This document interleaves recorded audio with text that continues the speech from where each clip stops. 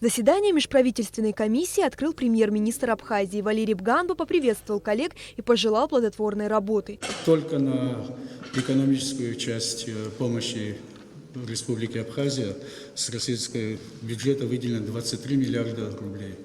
Построены многие объекты детских дошкольных школьных учреждений, объекты здравоохранения, объекты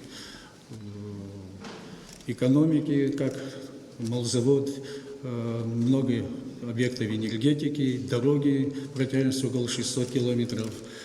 Вся эта работа была проделана с помощью Российской Федерации. Между Россией и Абхазией существуют долгосрочные отношения, которые базируются на фундаментальном договоре о сотрудничестве и стратегическом партнерстве, отметил заместитель председателя правительства Российской Федерации. В этом контексте планируется серьезная работа, направленная на реализацию ряда проектов различного характера, подчеркнул Виталий Мутко. В заседании нашей комиссии нам хотелось бы обсудить итоги работы по реализации ряда соглашений. Прежде всего, мне хотелось бы отметить, что это такие соглашения, которые сегодня существуют. Это и поддержки, значит, социальной сферы в области модернизации и обеспечения лекарственными препаратами, вопросы создания совместного информационно-координационного центра. Здесь мы с вами, как и договорились, подписали соглашение о продлении на 3 года этих 3 соглашений. Правительство Российской Федерации недавно их утвердило и дало возможность для подписания. Надеюсь, что особенно по нашему информационному центру наши коллеги из 2 ведомств более активно начнут работать. В рамках инвестиционной программы на 2017-2019 годы на территории Абхазии было реализовано 170 проектов. Некоторые из них находятся на стадии завершения, другие уже успешно воплощены в жизнь. Главным вопросом пленарного заседания стало обсуждение новой инвестпрограммы на 2020-2022 годы. Виталий Мутко озвучил главные направления работы в ее рамках. Мы с вами договаривались, ставя перед коллегами, которые разрабатывали программу, что она должна решить несколько важных вопросов в эти ближайшие 3 года. Это прежде всего устранение инфраструктурных ограничений для социально-экономического развития Абхазии, включая строительство, реконструкцию, капитальный ремонт объектов энергетической, коммунальной, инженерной инфраструктуры.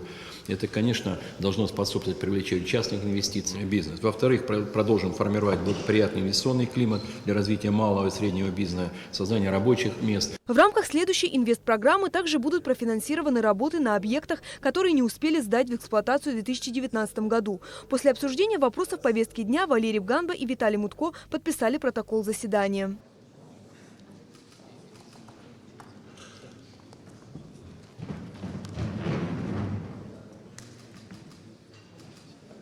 После подписания протокола Виталий Мутко и Валерий Бганба ответили на вопросы журналистов. Утвердили, понятно, ход нынешнего инвестпрограммы, утвердили, самое главное, будущую инвестпрограмму. Мы и до этого говорили, сейчас говорим, она в основном больше всего инфраструктурных проектов, это дороги, это энергетика, которая нам очень нужна. Есть социальный проект, это детская больница в городе Сухум, республиканская, которая тоже нам очень нужна. Вот такие в основном параметры. В целом на реализацию инвестпрограммы 2022 Российской Федерации будет выделено 4,5 миллиарда рублей. Сегодня и президент страны перед нами ставит такие серьезные задачи по поддержке. Поэтому то, что мы сегодня решили, это как раз дает некую перспективу. Это такая серьезная большая программа до 2022 года. И она как раз направлена на снятие ограничений, на поднятие экономического собственного потенциала. Мы там договорились, что примем некую программу по гармонизации законодательства, чтобы открыть большие возможности для совместного, ведения бизнеса. Российская Федерация заинтересована в том, чтобы Абхазия развивалась и больше зарабатывала сама, подчеркнул, завершая общение с журналистами, глава российской делегации. Амелия Бисмарк, Степан Мартиросян, Томас Чаковани, Абхазское телевидение.